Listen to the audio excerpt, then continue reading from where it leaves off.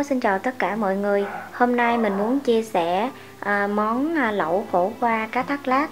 Một món lẩu vừa thanh mát cơ thể, tốt cho sức khỏe, cũng như là những ai thường bị cao huyết áp, cũng như là bị nóng trong người, nóng gan thì có thể là vào bếp và thực hiện món lẩu này.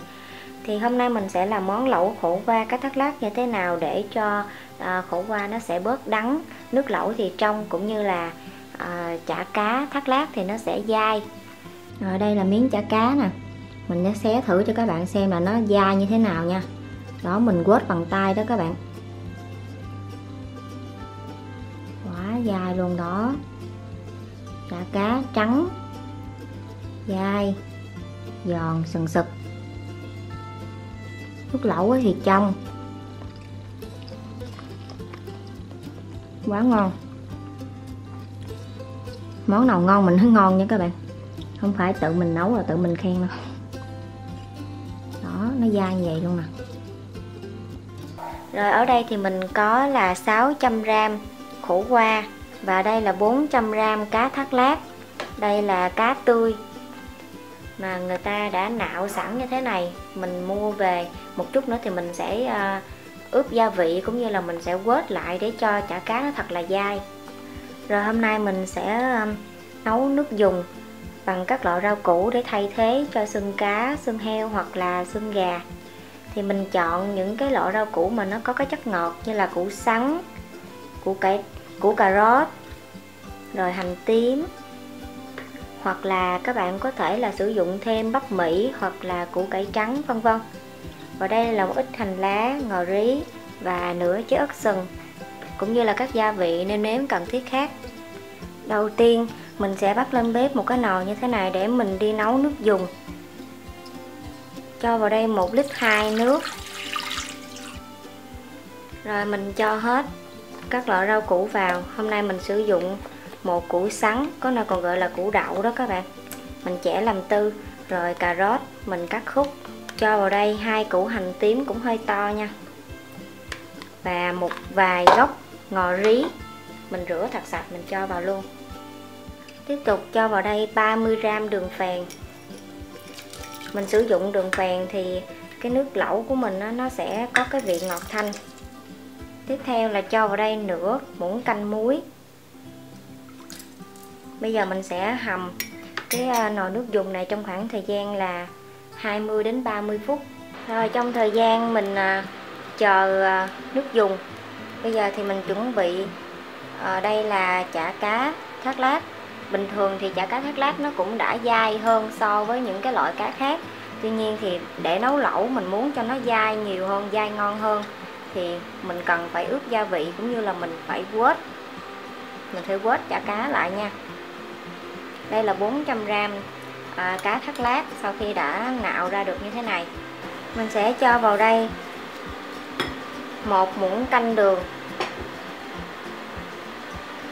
1 muỗng cà phê hạt nêm, nửa muỗng cà phê muối. Cho vào đây 2 muỗng canh nước mắm 35 độ đạm. Rồi cho vào đây tiêu xay, 1/3 muỗng cà phê tiêu xay. Giờ thì các bạn sẽ quết chả cá lại. Mình dùng muỗng mình quết như thế này, hoặc là có thể cho vào cái túi ni lông rồi các bạn nhồi cũng được nha, hoặc là dùng chày giã cũng được luôn đó các bạn. Chỉ cần quết khoảng 5 phút thôi các bạn là chả cá bắt đầu là nó đã dai rồi. Đó, nó hơi nặng tay và các bạn thấy chả cá rất là dai luôn. Đó, mình quết như thế này. Các bạn nhớ là mình phải chọn chả cá thật là tươi nha. Cá nó phải còn sống rồi người ta nạo ra thì mình mua liền á, thì mình về mình nấu liền nó sẽ ngon hơn. Bình thường mình có thời gian á thì mình sẽ mua cá về rồi mình tự nạo luôn. Nhưng mà ở đây rất là tiện. Mình đi chợ sớm rồi mình mua người ta cá thác lác người ta ngồi người ta nạo sẵn đó. Thì mình chỉ cần mua về, mình ướp gia vị rồi mình quết lại như thế này là nó đã dai lắm rồi. Đó, nó dai như thế này luôn nè. Đó. Này có xương nè, đấy nè. Rồi mình cho thêm một ít ngò rí và hành lá mình xắt thật nhuyễn. Mình cho vào để cho chả cá nó thơm. Một ít còn lại thì mình để lại khi nào mình nấu lẩu xong rồi mình cho vào thêm. Rồi chả cá nó dai ơi là dai luôn á các bạn. Rồi bây giờ thì mình sẽ để chả cá sang một bên để cho có thời gian chả cá nó thấm gia vị nha. Tiếp tục chúng ta sẽ đi sơ chế luôn khổ qua. Mình bổ đôi, bỏ đi cái phần hạt. Tiếp đến mình sẽ chuẩn bị một cái thau nước như thế này. Mình cho vào đây 1 muỗng cà phê muối. Rồi bây giờ mình sẽ bào mỏng khổ qua. Mình ngâm vào muối để cho nó bớt cái vị đắng thôi. Rồi mình ngâm khổ qua trong nước muối pha loãng trong khoảng thời gian là 3 phút. Sau đó mình sẽ đi rửa sạch lại với nước và cho vào cái rổ cho nó thật là ráo nước nha. Khổ qua này thì trong cái món lẩu thì nó cũng giống như một trong những cái loại rau để mà mình nhúng ăn kèm thôi các bạn. Ngoài khổ qua ra thì các bạn cũng có thể là cho thêm các loại nấm. Ví dụ như là nấm kim châm hoặc là nấm đùi gà vân vân. Rồi trong cái khoảng thời gian mình đi chuẩn bị chả cá nè, rồi chuẩn bị khổ qua, thì bây giờ mình quay trở lại nồi nước dùng của mình cũng đã đủ thời gian mình hầm rồi. Như vậy là đã sau 30 phút. Rồi bây giờ nồi nước dùng của mình nó cũng đã ra hết những cái chất ngọt của các loại rau củ. Bây giờ thì mình sẽ vớt những cái loại rau củ này mình bỏ đi. Rồi trong khoảng thời gian mình hầm rau củ thì cái lượng nước dùng của mình nó cũng đã bị hao hụt, cho nên mình sẽ châm thêm vào đây 300ml nước nữa. Rồi bây giờ bật bếp trở lại và mình để mức lửa trung bình để cho cái nước dùng này nó sôi trở lại, rồi mình sẽ cho chả cá vào. Cái món lẩu khổ qua chả cá thác lát này mình làm rất là nhanh các bạn, chỉ trong khoảng thời gian là 30 đến 35 phút là mình đã có được một món lẩu thật là thanh đạm như thế này, để dành cho những người thân yêu trong gia đình của mình, hoặc là bạn bè, hoặc là khi nhà mình có khách đến chơi thì mình cũng có thể là làm cái món này rất là tiện, rất là nhanh. Rồi đây là ớt sừng, nửa trái ớt sừng mình bỏ đi hạt, mình cho vào nồi lẩu này. Rồi ở đây mình có chuẩn bị một ít dầu ăn. Bây giờ thì mình sẽ thấm cái muỗng qua dầu. Các bạn cũng có thể là mình vo tròn, nhưng mà ở đây mình sẽ sử dụng cái muỗng. Thường thì lẩu khổ qua này là mình ăn đến đâu là mình sẽ nhúng chả cá rồi nhúng các loại nấm cũng như là khổ qua đến đó. Nhưng mà hôm nay là mình chia sẻ cách làm đến với các bạn, cho nên là mình sẽ trực tiếp cho chả cá vào luôn ha. Mình cho vào thì một chút nữa mình cũng ăn liền luôn.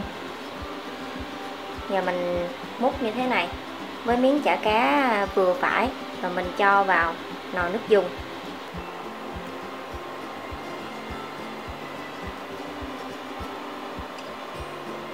Rồi lúc này các bạn thấy chả cá nó đã nổi lên trên mặt như thế này, tức là nó đã chín rồi. Rồi lúc này mình có thể là nêm nếm lại xem là gia vị nó đã phù hợp với khẩu vị ăn gia đình của mình chưa. Rất là vừa luôn á các bạn. Để cho món lẩu khổ qua của mình nó thêm đậm đà, mình sẽ cho vào đây nửa muỗng cà phê bột ngọt. Ai không thích ăn bột ngọt hoặc là dị ứng với bột ngọt thì không cần cho vào nha. Cũng như là các bạn có thể là nêm nếm sao cho gia vị nó phù hợp với khẩu vị ăn gia đình các bạn là được. Rồi lúc này thì các bạn có thể là cho các loại nấm cũng như là khổ qua vào mà mình ăn kèm với bún. Bây giờ mình sẽ cho ra một cái nồi nhỏ hơn nha. Rồi mình đã cho ra cái nồi nhỏ như thế này. Bây giờ mình sẽ cho nước lẩu vào ha. Rồi bây giờ mình sẽ cho ngò rí và hành lá vào, cũng như cho vài lát ớt vào để mình trang trí cho nó đẹp. Rồi rắc lên đây một ít tiêu xay nữa. Như vậy là món lẩu khổ qua cá thác lát của mình đã hoàn thành rồi đó các bạn. Khổ qua thì bớt đắng, nước lẩu thì trong, chả cá thì dai. Rồi xin chúc cho tất cả các bạn sẽ thành công với món lẩu khổ qua chả cá thác lát này nhé các bạn. Và nếu như các bạn cảm thấy món ăn của mình ngày hôm nay ngon và hấp dẫn, cũng như là công thức dễ hiểu, thì các bạn đừng quên cho mình một like và đăng ký kênh để ủng hộ cho mình, cũng như là chia sẻ cho thật nhiều bạn bè để biết thêm một món ăn ngon như thế này nữa nhé. Mọi góp ý và thắc mắc của các bạn về món lẩu khổ qua cá thác lát này, các bạn hãy comment trực tiếp vào bên dưới, mình sẽ dành thời gian nhanh nhất để trả lời đến với các bạn. Rồi chúc cho tất cả các bạn thành công và ngon miệng. Hẹn gặp lại các bạn vào những món ăn ngon tiếp theo. Bye bye!